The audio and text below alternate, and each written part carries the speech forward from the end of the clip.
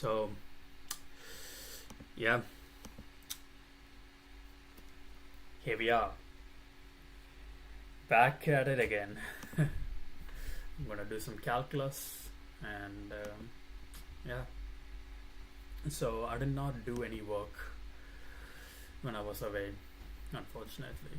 So, yeah, hopefully, my neighbors walking past my room doesn't see my fucking tinfoil hat. That's my hope. Hopefully. So, yeah, downloaded all of this. All of this shit is downloaded. And yeah, I'm just gonna do some calculus. I'm feeling a bit down today, but I'm waiting for a. Yeah, I'm feeling a bit down, but it is what it is, man. I don't know.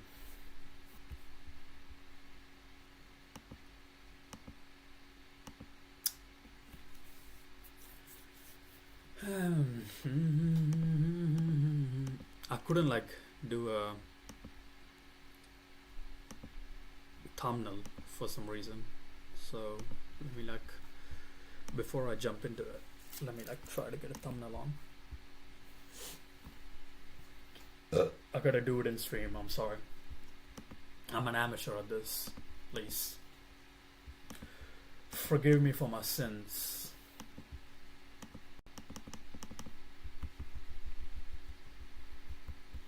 Yeah, I'm just gonna use this side of the internet. I mean, this side of the tabs today. That's like too crowded. Got my paper. Bro, what the fuck? Upcoming. How do I turn this shit off?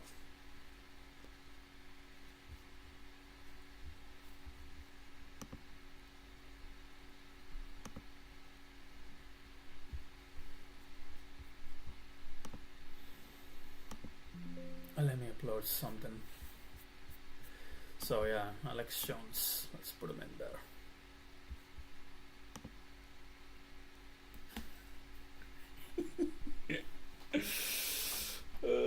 Alexa's stupid. Alexa's stupid.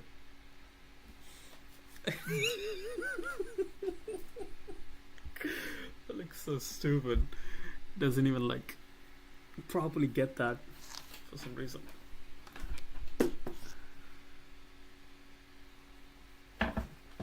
Yeah, it's the white background that's.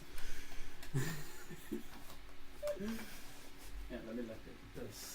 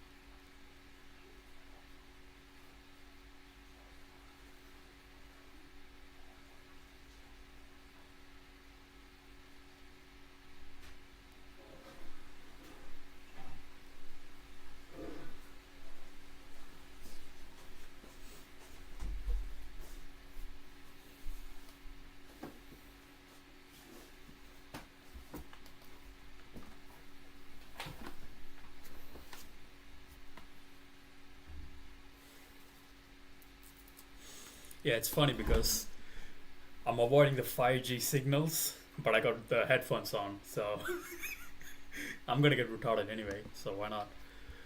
Why not? Fuck it. I gotta check this. Man, why am I? I don't want to go to my thing. I don't want to dox people. Apparently, that's the thing. I need to look out for my people. Bro, what the fuck is this? Whatever. Let's. Man, I'm feeling so rough. I don't know.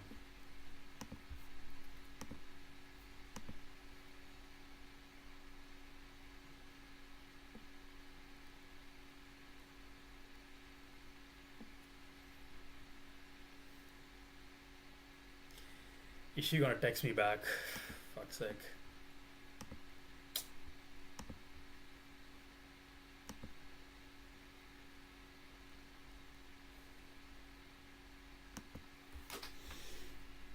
The show must go on. What am I looking at? What should I do? I should probably do the trigonometry shit. No. What about this? What about this? No. The history of calculus. Yeah, why not? I'm not in the mood to do any sums. This is kind of math.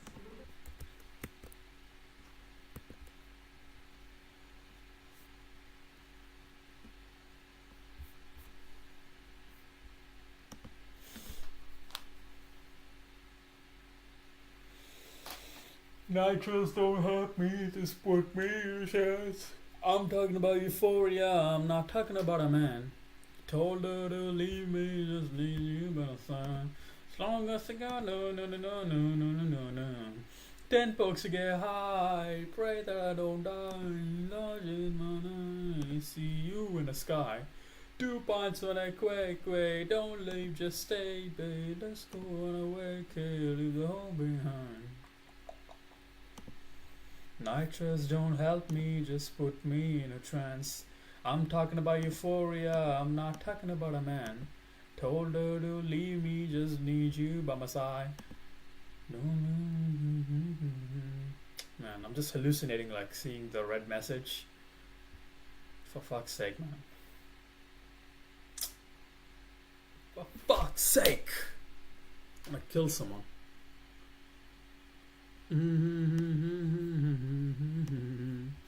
As long as you know, no. Okay, let's go. And this is math, right? Well, this would look like nonsense since the Hindu-Arabic numerals and math notation weren't used back then, and none of this exists yet, but this is math. In ancient Greek philosophy circles, geometry is all the rage. With our math knowledge now, we can find areas of shapes like this, and oh god, never fear, says a certain Archimedes.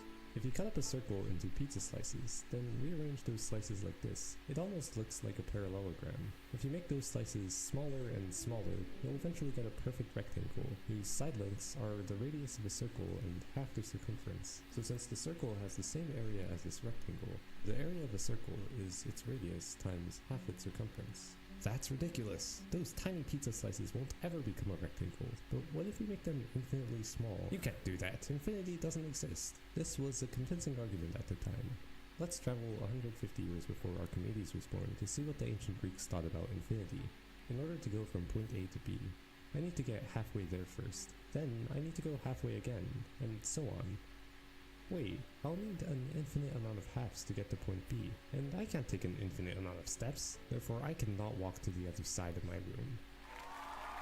Okay, if you really don't believe that the area of a circle is equal to the area of this rectangle, then let's assume that this rectangle is smaller than the circle. Because if the area of the rectangle isn't equal to the area of the circle, then it has to be either less than or greater than the circle. So let's start with the assumption that the area of the rectangle is less than the area of the circle. Now let's cut off the curvy parts of the rearranged circle so we get this parallelogram. We know that this parallelogram is smaller than the circle because we literally just cut off these pieces. But is the parallelogram bigger or smaller than the rectangle? Well, we define the rectangle to have a height that is equal to the radius of the circle. Meanwhile, since we cut off this extra part to make the parallelogram's height is less than the radius by a small amount. So the parallelogram is smaller than the rectangle, which we assumed is smaller than the circle. Now let's cut this circle into tinier pizza slices, and let's make a new parallelogram by cutting off the curvy parts again. Hang on, this parallelogram is slightly taller than the other one, since the curvy part we're cutting off also got smaller.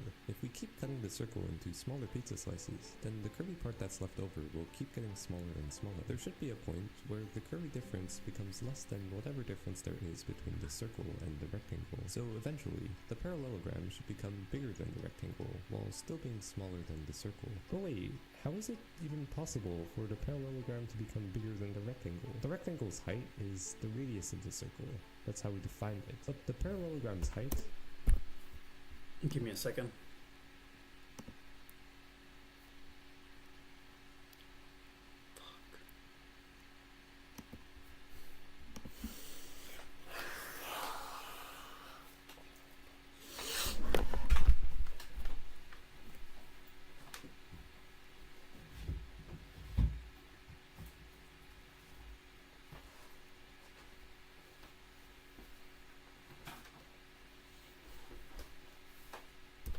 will always be the radius of the circle minus some really small number. We have two conflicting conclusions from following two logical ways of thinking. So maybe that means the rectangle isn't smaller than the circle after all. What if the rectangle is bigger than the circle? This time, let's make a parallelogram by extending the sides of the slices until they become triangles. The parallelogram is bigger than the rectangle because the height is a little bigger than the radius. The parallelogram is bigger than the rectangle, which is bigger than the circle. If we cut the circle into small slices again and repeat the parallelogram making process, we start getting smaller parallelograms the more we cut the circle. Eventually, the parallelogram should be smaller than the rectangle. But that conflicts with the fact that the rectangle's height is the radius of the circle, while the parallelogram's height is always the radius plus some small number. So this rectangle can't possibly be bigger than the circle. Well, if this special rectangle is neither smaller than nor bigger than the circle, then it must be equal to the circle, and therefore the area of a circle is its radius times its circumference over 2.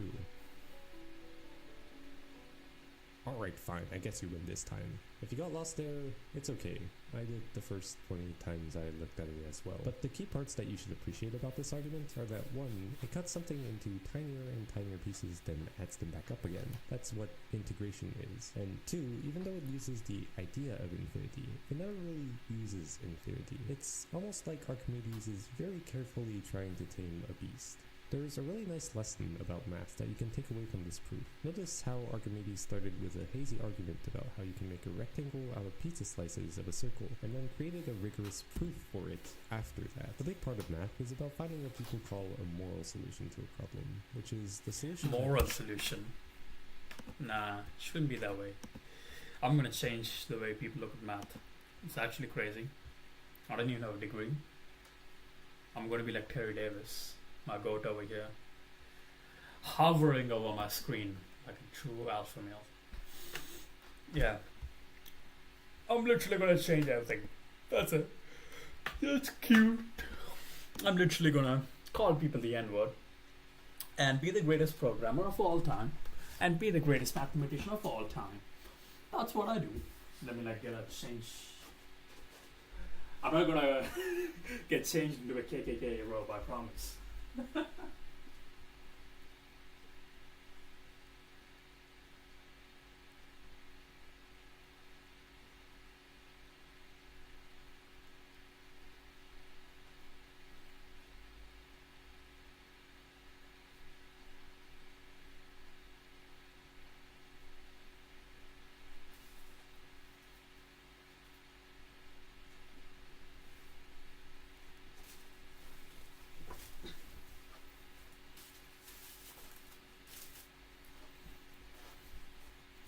It looks like the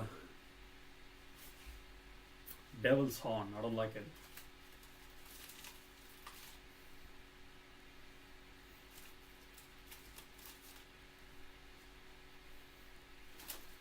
I need to style it though. Yeah, that's what I'm talking now. That's what I'm talking. Looking like a true patriot over here. Okay. So yeah. This Archimedes, whatever his name is, basically was tweaking back in the day. So all of his peeps were like, "Yo, this shit ain't fly. Like, how the fuck are you supposed to cut a pizza to infinite? It doesn't make fucking sense. Like, are you actually?" It's like, so that's the thing, right? Like, you want to walk, let's say 10 meter, whatever. You could even look at it that way, or you can look at it you can cut that shit infinitely small instead of saying I'm gonna walk one step at a time, covering 1 meter or whatever. You're gonna take 0.00000000001 plus 0.0000000. I mean, you're cutting that shit infinitely small, which kind of means you're like inching, like a fucking snail, inching like every shit, and which basically fucking equals to like equivalent, I should say, to infinity. So it's fucking retarded. So that's the counter argument for integration by his fellow peers. And my man over here talking about how the parallelogram, if it's like, let's take a normal rectangle. Rectangle is just like a tilted, like an untilted parallelogram, right? And my man was saying how it is, we can like add that, like the more squishy the top is, think of it's like a cake. The more squishy the cake gets, the bigger it is. The area will be bigger than the parallelogram or the rectangle. The more the squishy part of the cake gets trimmed out, like you're like mowing grass or some shit. It's actually lesser when it gets completely trimmed out, because the radius, I'm just yapping, this is just like conspiracy talk. I don't even believe the space exists, but it is what it is. So yeah, so the premise is, it's, on one case it is mathematically, with the radius and all that shit, not really like doing numbers, mathematically, when it's like really squishy, it is bigger than the ideal or the example rectangle. And when it's completely razor thin and it's like fucking stretched out, pause, it is actually smaller than the rectangle. So for it to be both smaller or equal, so for it both to be make sense, it should be equal. Is that what you're trying to say? So yeah, whatever. This motherfucker find this shit out 2,000 years ago too. So a smart lad, very smart lad, you should say. But personally, I don't believe in it. I don't buy it. And then coming up with a formal proof to justify it. Archimedes wrote about. Yeah, Archimedes, making this moral solution. Like, I'm just checking myself out.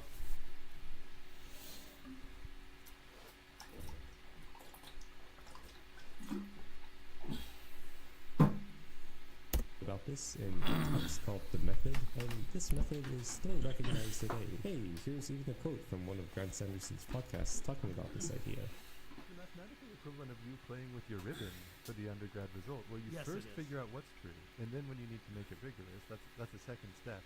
But just into like, what do you want to be true? That should be treated as a step worth highlighting and holding up as just as valuable as the rigorous follow. Exactly. And you know who did this? Archimedes. So I give an example.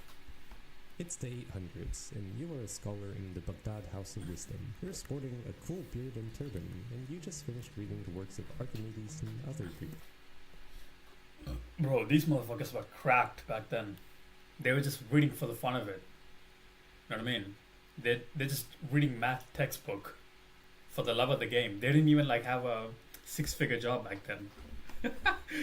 They got paid in fucking rubles, fucking nickels and shit, you know? They were clipping that shit too. Some lot, let's not get into it, but clipping that shit. And these motherfuckers just doing it for the love of the game. You gotta respect it, man. Fucking Arabic Muhammad or some shit, its name, I don't fucking know. Let's go. Philosophers, what a wonderful time to contribute to the development of how He's Shah.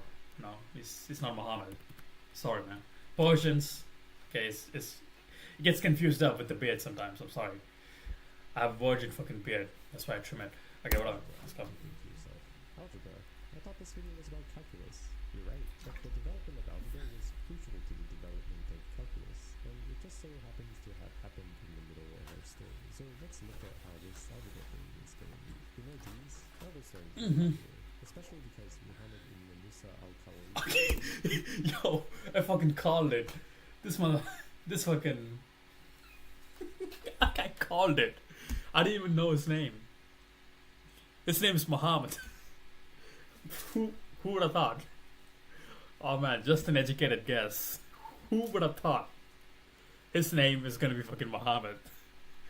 Man, I'm not even being racist. Like, these guys are fucking smart as hell. Like, all of the, like, you go to like some of these white supremacist bitch ass motherfuckers, they be talking about how white people invented all of this shit. Like, some of the fucking Muhammads invented way more shit. Let's be honest here. They just like didn't get the credit for it, right? Sometimes, or whatever.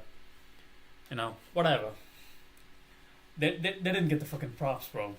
I'm just giving my flowers out for Muhammad's. You know, respect to Muhammad's. Algebra, but these aren't popular yet. Instead, equations are written as sentences, and Muhammad's, yeah. as geometric shapes. A square is a square, a cube is a cube, and yeah, they didn't really do these. They also didn't do these, since you can't have negative area or volume. 800 years later, You can't have negative area and volume, brother. designers caught on to a big group of mathematicians who not only spread Hindu Arabic Bro, Fibonacci, man. Straight up goat. Robert, the fuck is this? Girolamo Cardona. Robert Racorde. Stupid ass names. numerals, but also added their own notation. Francois Viet introduced the use of letters as symbols for unknowns and constants, and René Descartes standardized the use of these letters for I think, therefore I am. Shut the fuck up. Bitch ass. Hey, math is Uh-huh. starting to look a little bit more like math, but the best is Mhm. still to come. After he said, I think, therefore I am, the guy that looked like a cartoon villain had the idea to combine geometry with algebra to make a coordinate system. This was revolutionary. Look at what happens when you graph the quadratic. Bro, I did not know that. I thought he was some fucking philosophy dork sitting and writing about fucking meta ethics or some bullshit like, oh, what, epistemology. What are the garbage that is? How do we know what we know? well, actually, shut up. It's a parabola. To understand No. just how crazy this is, the ancient Greeks have been cutting up cones to study different shapes for centuries. The Earth is flat. Okay, the Earth is fucking flat. Get used to it. Achilles even wrote a whole book specifically about the parabola. They have been studying these shapes without a standard way to easily manipulate them. But with Descartes' analytic geometry, you have the power to analyze any curve as a family of equations. Another thing is, up until this point, the idea that you could compare two variables in this way was ridiculous. This number represents money, and this number represents cabbages. Those are two very different numbers. You cannot put them together. But Descartes did it, and somehow it worked. Now we can visually represent relationships between variables, and it's all thanks to Descartes and his method. Speaking of relationships, hey Descartes, look, there's this Fermat guy who wants to talk to you. He says he developed analytic geometry a decade before you did. He says he did what? And so began a fierce lifelong rivalry between two huge brains in math and physics. Armed with analytic geometry, this battle is where some of the origins of the modern derivative lay, and where we can start talking about calculus again. Now, the idea of an instantaneous rate of change goes back to at least Zeno, who, other than the argument about not being able to get out of his room, also famously wrote that an error moving through the air is really an infinite collection of moments where the error is unmoving in each. Some practical uses of derivatives can be found in the 500s, where Indian mathematician Aryabhatta discovered Yo,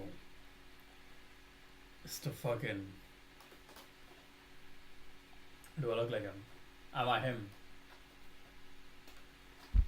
that the rate of change of the sine function is the same as the cosine function, and used this He's to literally- the he's rate literally of pointing at sine it. function is the same as Yo, the cosine check this function, out. and use this to approximate specific values of sine. But the derivative in the graphical sense starts here. Descartes discovered a way to find the tangential slope by finding the radius of a circle centered at this line, that's the x-axis. Fermat found the tangential slope by doing something similar to solving this as h gets smaller and smaller, which you may be a bit more familiar with. But more than just finding the derivative, Fermat also tackled some other problems that influenced later calculus development, like using derivatives in physics, finding the maxima and minima of curves, and finding a general integral power law. Descartes and Fermat's work will pave the way for others to make discoveries that will forever change the world. Hey, let's check check in on the development of integral calculus. What are they been up to? While algebra was being developed in the 800s, some scholars in Baghdad were working on finding the volume of certain shapes. Quick side note, if you've ever taken a calculus course before, have you ever wondered why in the world people would ever need to find the volume of solids that revolve around an axis, and why do AP tests keep checking them in this formula? I see. In 1600s Italy, Bonaventura Cavalieri performed integration with a controversial method where he cut a 2D shape into infinitesimally small slices, then rearranged them. His student, Evangelista Torricelli, later used his indivisibles to find a shape with an infinite surface area and a finite volume. But notice that, unlike Archimedes, Cavalieri and Torricelli played directly with infinity, and mathematicians really didn't like that. Now, hold on to that thought for later, because calculus is about to change fundamentally. Ideas behind integral and differential calculus have so far been developing separately over thousands of years, but we're about to see the birth of a new calculus, and it starts with... That's crazy. So Archimedes, the guy who's like kind of foundational in integral calculus, was like playing with that idea, and my man fucking Rene Descartes over there doing fucking like, I think therefore I am. Shut up. 1, shut up. 2, and he started like visualizing the coordinate system and how the basically like started the graphs and shit like that. And fuck, I can see. I can barely see. Okay. And what is my boy's name? My man Aryabhatta, whatever, like visualize the sign that we saw the other day. And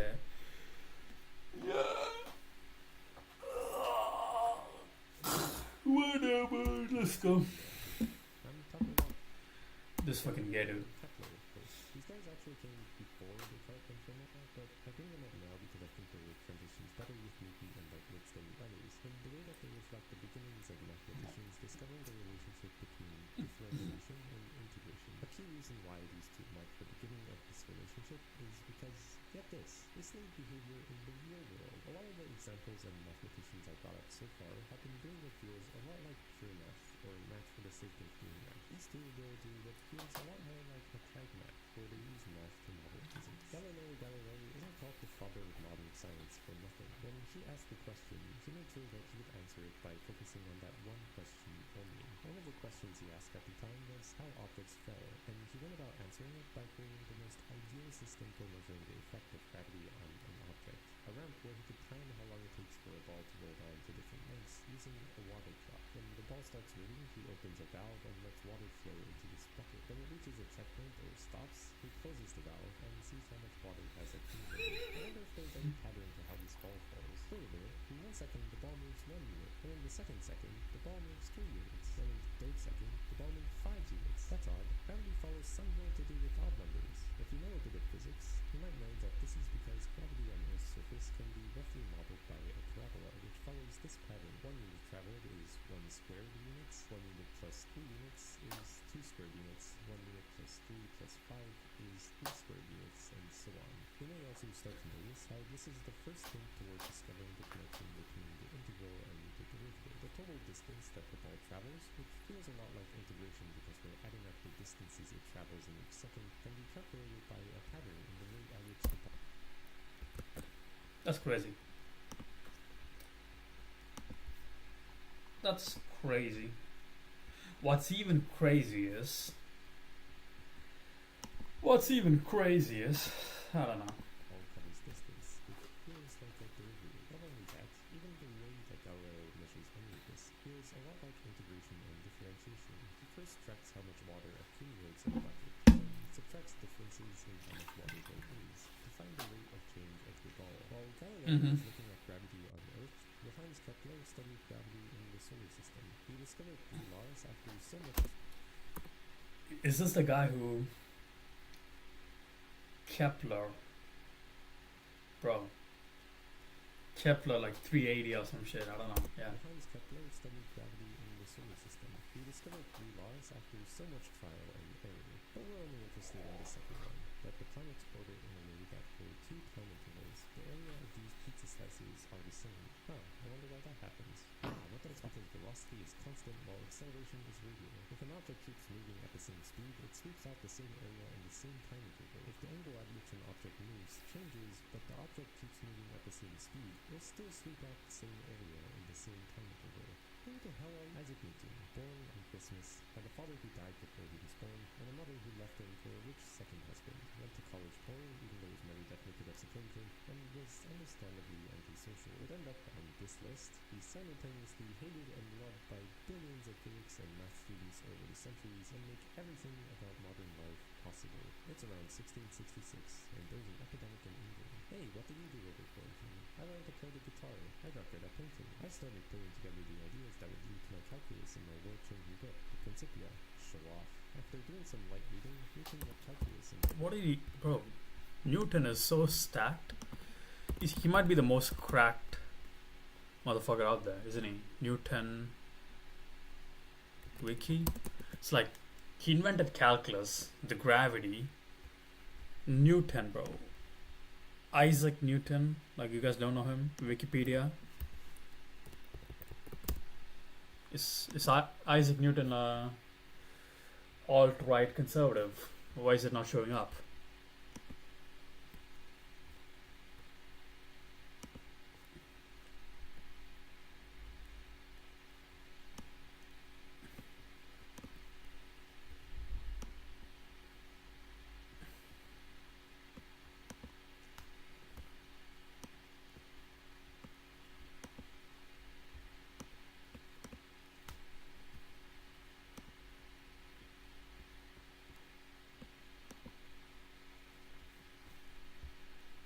Let's check his early life. If he's Jewish, I'm crashing out. Let's see.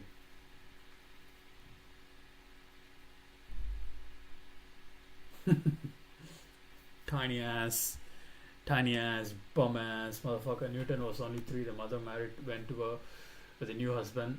Ravana, okay, whatever. Leaving a son to the care of a maternal grandmother, Mary, as a cop.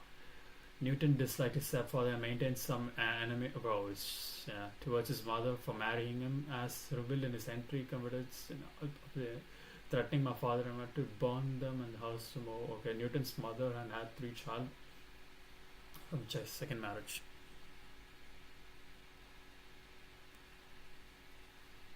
Is this still alive? I mean, still in working? I'm pretty sure it is, right?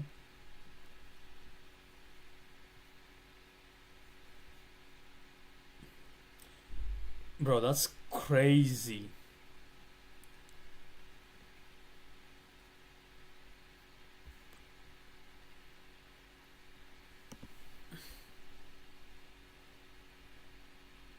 That's like the biggest that's like the biggest flex ever. Newton, like being in your school or whatever, bro.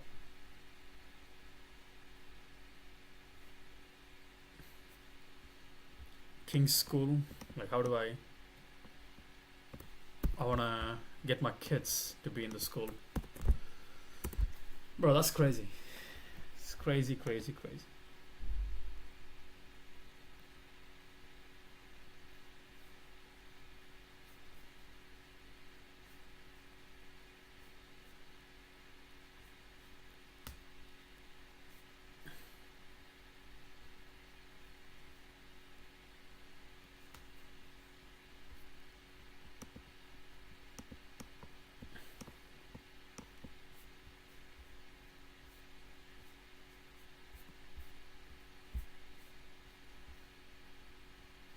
Bro, Newton studied on the school. Isn't that crazy? That's like infinite. Know what I mean? Like, imagine if Newton shows up.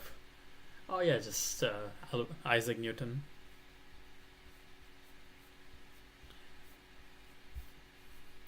Where is the 15th century alumni?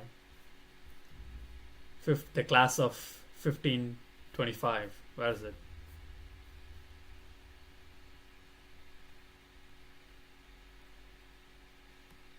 Oh, so much aura. I can't even believe it. So much aura. Look at it. I'm trying to like find out a pro. This is some meetings. How do I get my children into this school? Get involved? The fuck? No. Contact us. Tickets. What the fuck? You guys doing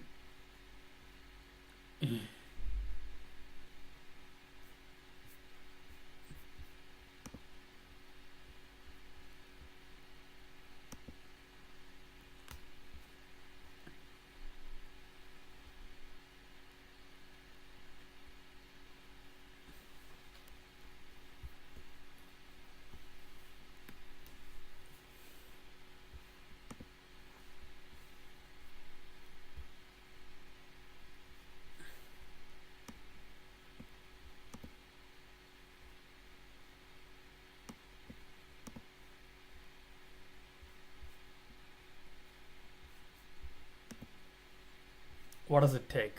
Open evening, whatever.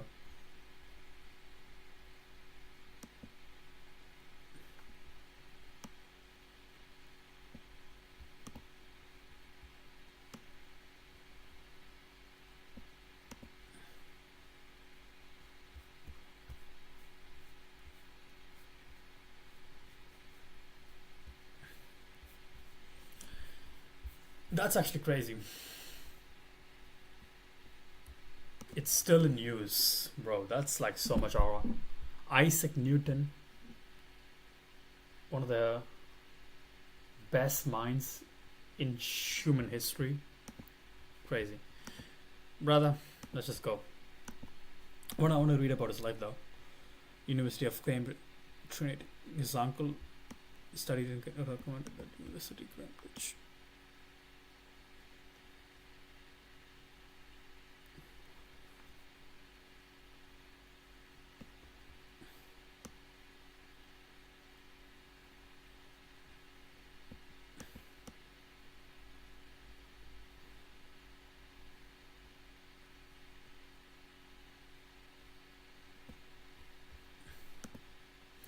How do you become that fucking cracked? Like, you must be fucking gay. You know what I mean? You had to be gay. Like, there's no. That's how. How do you like Isaac Newton? Let's look at this.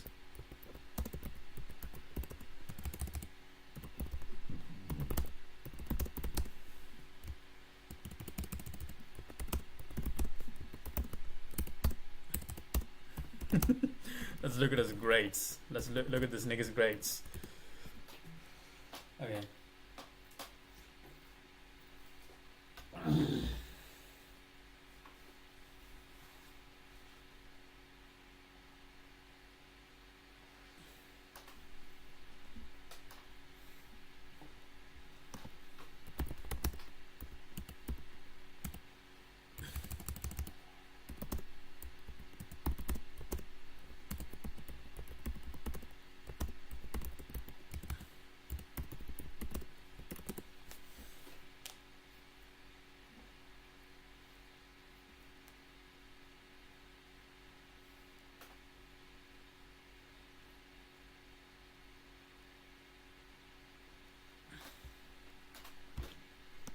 But when he was King's School, Newton became very competitive. He worked hard to surpass the students who bullied him.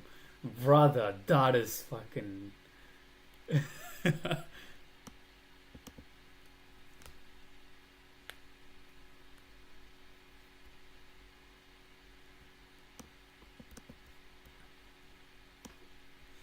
That is just some incel rage kicking in. It's fucking goated, bro.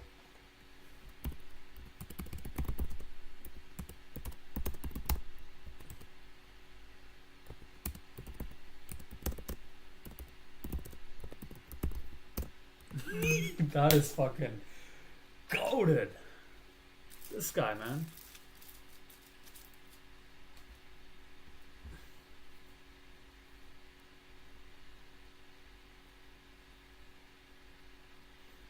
bro did not want to go back to the fucking farm, man. That is fucking motivating, low key. Like, bro, he's a normal human. Isn't that crazy? Isn't that one of the fucking fathers of science? He was a normal human. That's just like, that is just like, bro, I'm getting goosebumps reading that. Fuck. He was a normal human. Isn't that crazy? He was just like you and me. Crazy, crazy stuff. Whatever. Let's see what this gay individual has done. World-changing book, The Principia. Show off.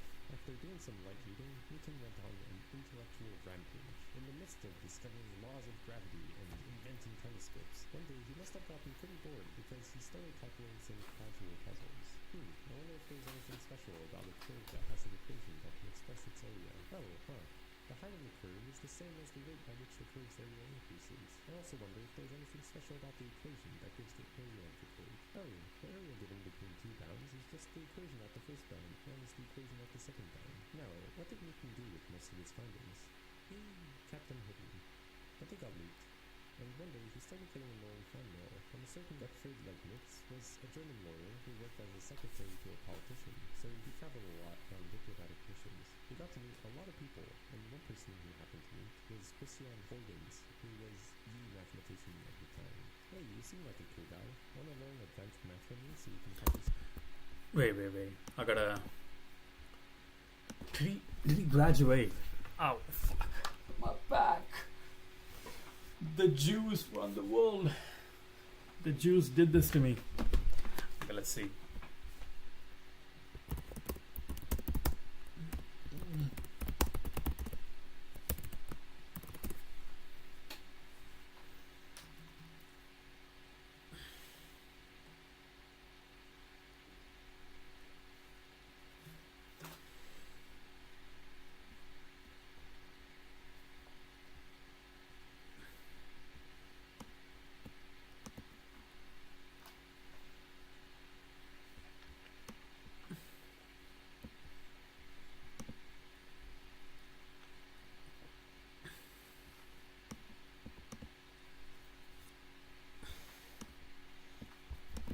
Bro, this guy's cracked. Fucking hell, man. Fucking hell. Look at... Bro, Isaac Newton. You fucking kidding me, man? He's the fucking man. He's the fucking goat. This gay lesbian is the goat. That's why he's the goat. Articles in calculus in 15 years and one day have a day longer to be page than their own boss. That sounds awesome. Thanks, man. Hey, you should go talk to this Newton guy. I heard he's really smart. Yo, Isaac, I heard about your contributions to math. Would you be so kind as to show me some of your work? That would make my day. No, come on, man. What if I show you this cool infinite series I found? That's amazing. You're a mathematical mastermind. It's incredible to see that someone else is able to do something I already know how to do in 3 different ways. This son of a Leibniz discovered the fundamental theorem of calculus after Newton. What is this? That's so good. Bro, he's that, bro. If he wanted to be out of there, you get him by himself. On feet. By himself. But he was the first to publish his calculus, and he packaged it all in neat, understandable notation that we still use today. There are a few key differences between Newton and Leibniz's calculus, though. For Leibniz, this d part in his dy dx notation represents a differential, or an infinitesimal. You might be familiar with this explanation of imagining the d as a tiny, tiny nudge in the direction of a variable, and dy dx as a ratio of tiny measures.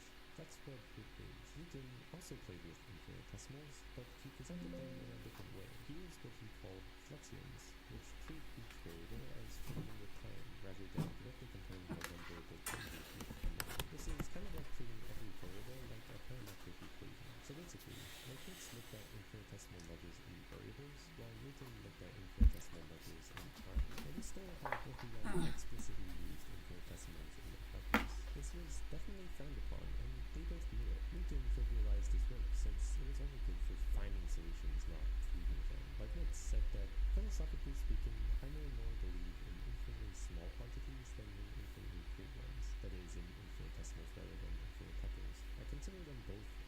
functions of the mind for succinct ways of speaking, appropriate to the calculus. The Newton and Leibniz. Bro just rage quit it. He was like, bro, that shit don't exist, bruv.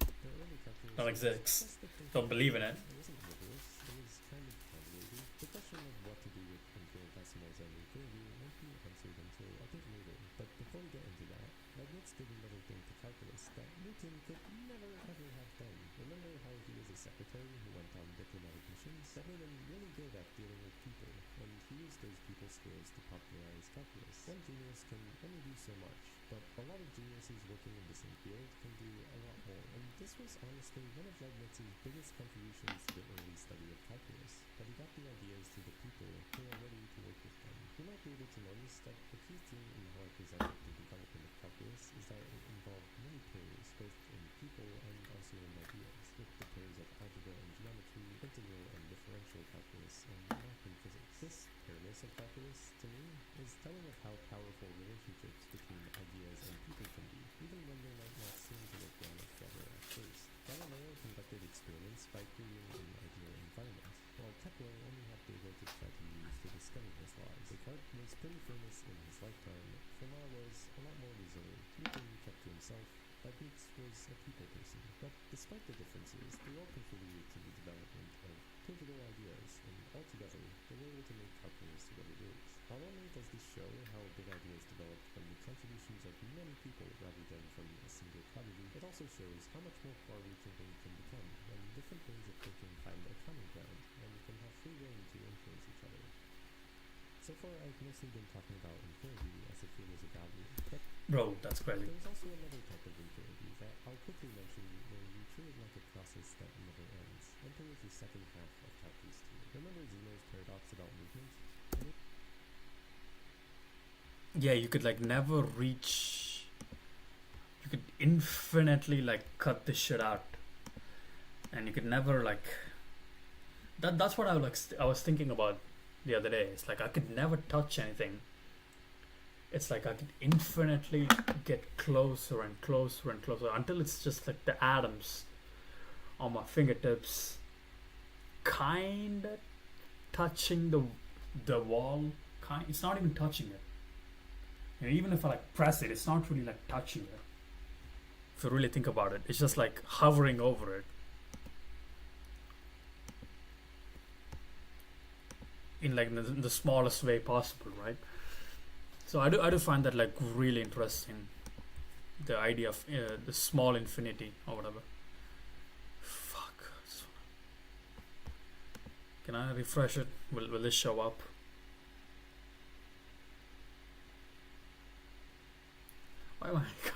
Why is that Kanye West? Yeah. I know exactly why, but I have to pretend. I have to do this pretend thing. It's like, oh, Kanye West. I don't like this guy. I don't like this guy, bro.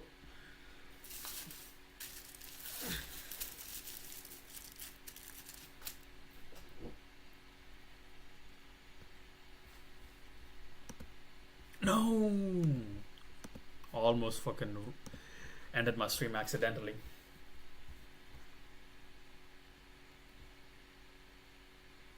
I'm gonna just watch these conceptual videos. I'm not really gonna do any. Ah, shit.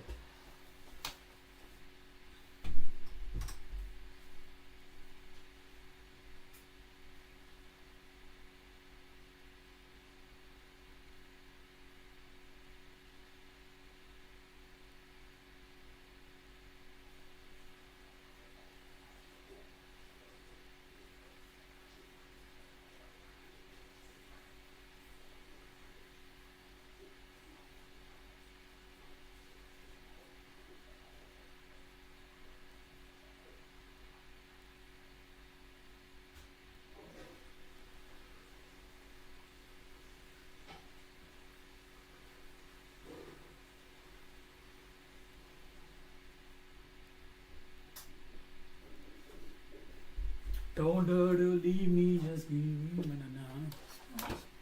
Let's see. Infinite series is when you add up a sequence of numbers, in this case 1/2 plus 1/4 plus 1/8 and so on, to get a finite value. They are too much to get into now, and I know I'm skipping a really big part in that, but for the purposes of this narrative of calculus, these are like tools that kind of developed alongside the fundamental theorem and helped Newton, Leibniz, and the people after them make a lot of discoveries. Notably, Leonard Euler's use of infinite series moved calculus away from the language of geometry and more toward the language of functions, and he even derived his famous number from them. This time period, just after Newton and Leibniz, is also to blame for the convergence test that we know about to memorize and all the fun names that we may be familiar with.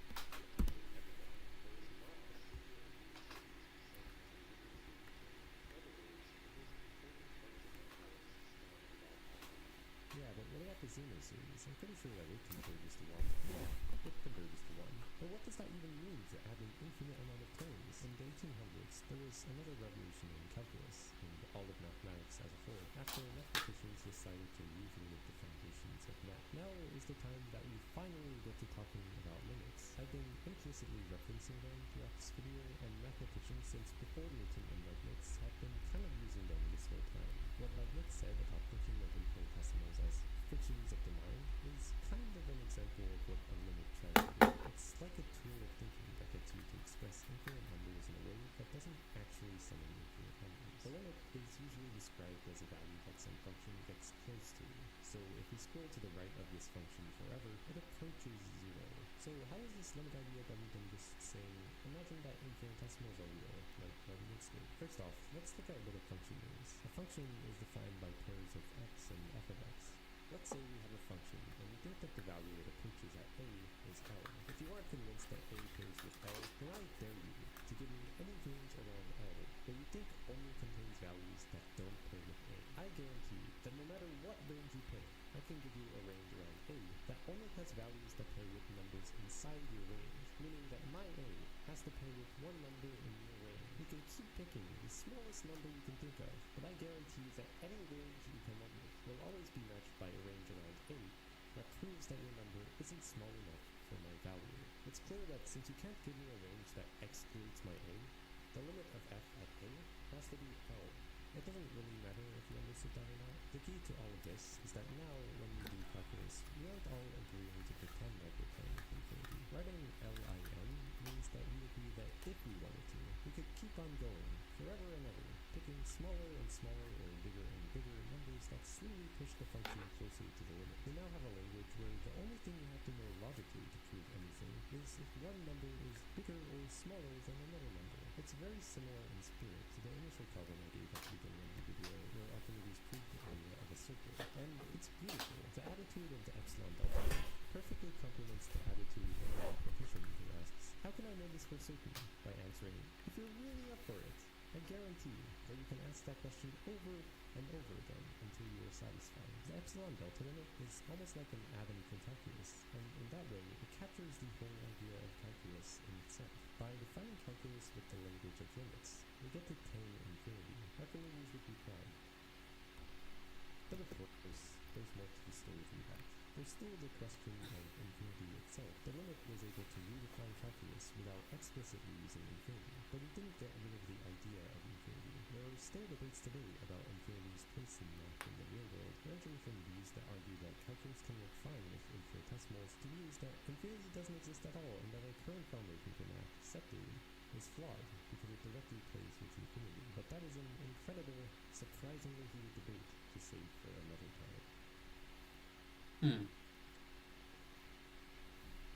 have long embraced the belief that every course should be built around a story, a quest to answer certain burning questions. In writing this book, I sought to unearth the questions that drove the historical development of calculus, says Dr. David Brisseau about his book, Calculus Reordered, which is one of the books I used to research for this video.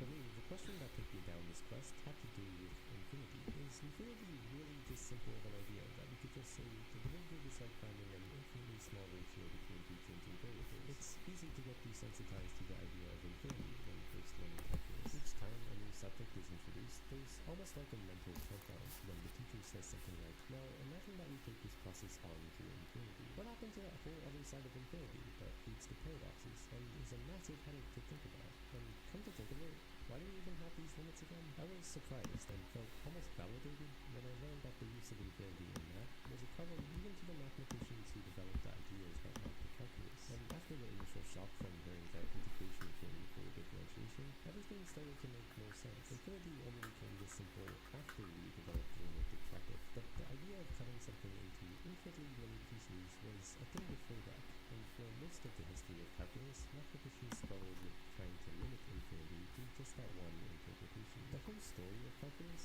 is a story of how mathematicians over millennia developed different ways of jousting with infinity to get simple results, leading up to the twist that integration and differentiation are connected and coming to a resolution with the development of formal limits and the following shift from calculus to analysis. As Dr. Vassell says, the progression we now use for teaching is appropriate for the student who wants to verify that calculus is logically sound. However, that describes very few students in first-year calculus. By emphasizing the historical progression of calculus, students have a context for understanding how these big ideas developed.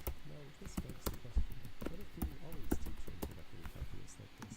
I've talked with many, many engineers, and no engineer that I have ever met says that in their job they actually need to find derivatives or evaluate integrals. I taught at Penn State for many years and interviewed students. And most of them, when I asked them what do you want to get from this course, they said, I want to understand calculus. They've been told that this is important mathematics, that this laid the groundwork for much of our modern era. They want to know why it's important to try to understand what's important about it. A lot of students, they're pressed for time at college and university.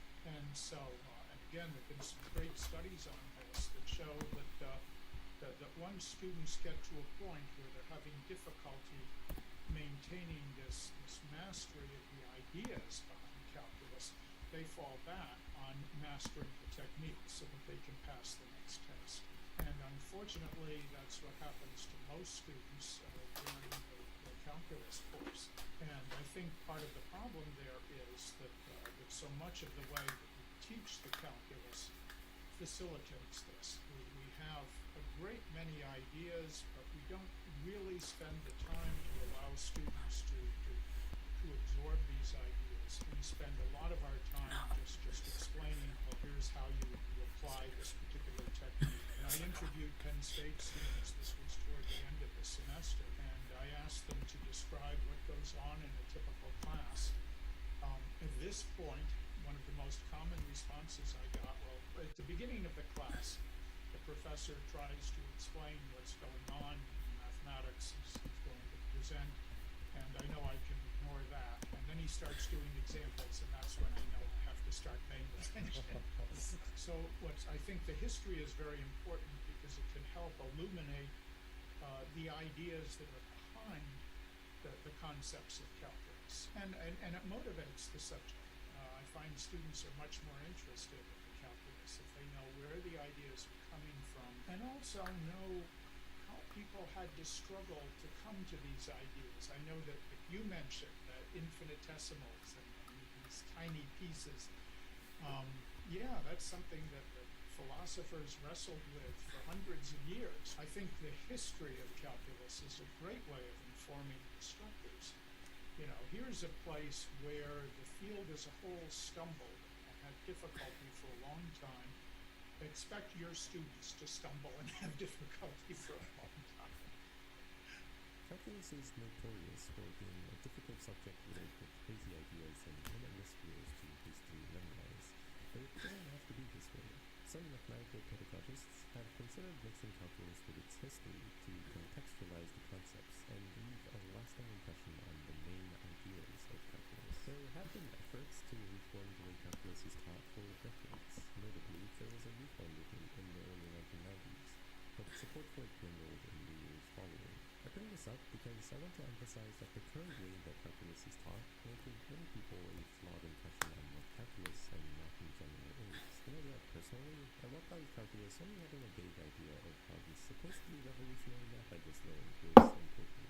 I hope that if you are like me, this video was able to go beyond what you might learn in the classroom and show the humanity of math. And I hope now you have a different perspective on it. Hilbert spaces. If you're not sure what they are, you're in good company. As the legend goes, the great mathematician David Hilbert once entered a lecture hall. The speaker that day was fellow math giant John von Neumann. The topic, Hilbert spaces. At the end of the lecture, a confused Hilbert raised his hand to ask just one question. What is a Hilbert space? I love this tale. It would be like if Pythagoras asked about the Pythagorean theorem. While the story is likely just a legend, it amusingly captures the importance that both of these figures played in the development of Hilbert spaces, with Hilbert laying much of the groundwork and von Neumann finishing it off by giving the first complete definition of them. These spaces then quickly became useful in areas like quantum mechanics, the physics of heat transfer, and even modeling sound waves. Admittedly, when I first encountered Hilbert spaces, they were a bit intimidating. But here, you will see that they are really just a natural generalization of the spaces we encounter in high school geometry. We begin with a humble vector, an arrow in the two-dimensional plane. By choosing a specific coordinate system, we can specify the location of this vector with just two numbers. How many steps we need to take in the x direction, plus how many steps in the y direction. Although this is generally the standard... Okay, Hilbert space. Yada yada yada. Okay, we get it, bro. I get it, bro. Okay, we get it. Okay. You're really smart. Fucking retard. Well, actually, Hilbert space. Shut up.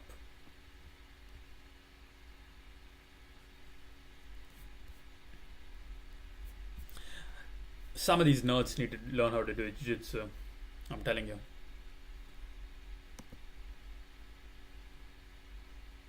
This country was wiped off the map for over 100 years, and yet it became the center of some of the greatest mathematical activity of the entire 20th century.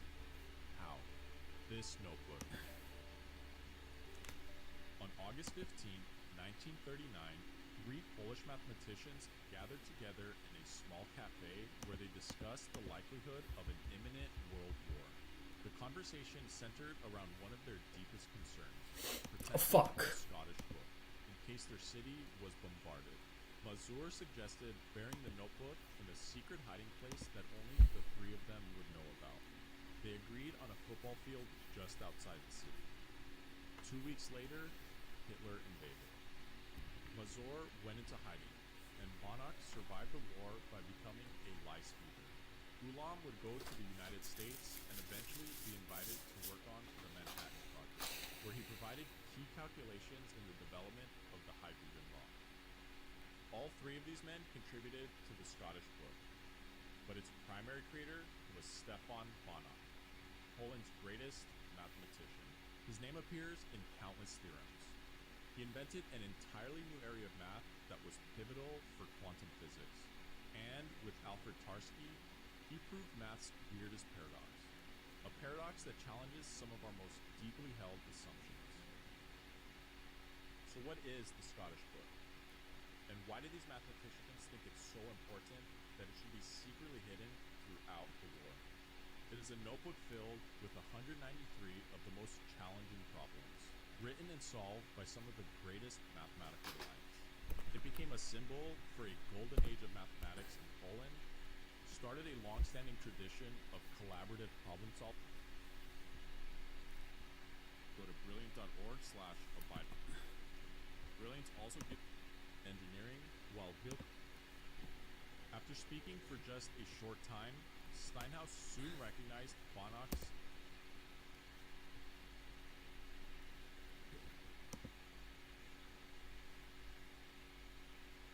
How many times do you need to shuffle a deck of cards to make them truly random? How much uranium does it take to build a nuclear bomb? How can you predict the next word in a sentence? And how does Google know which page you're actually searching for?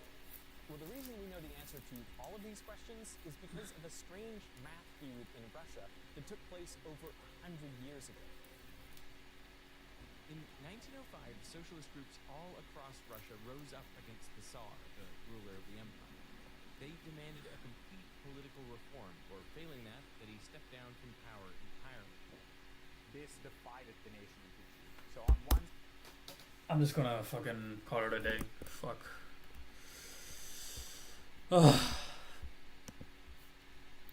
Yeah, I'm feeling really down. And I'm going crazy. I'm going crazy. I'm a crazy oopsie daisicle. How long have I been streaming? Let me check.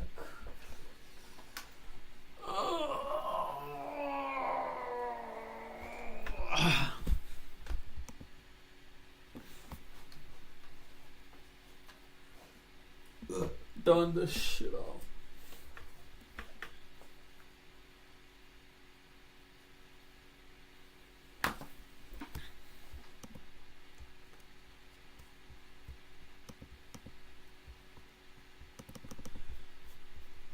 Go into it.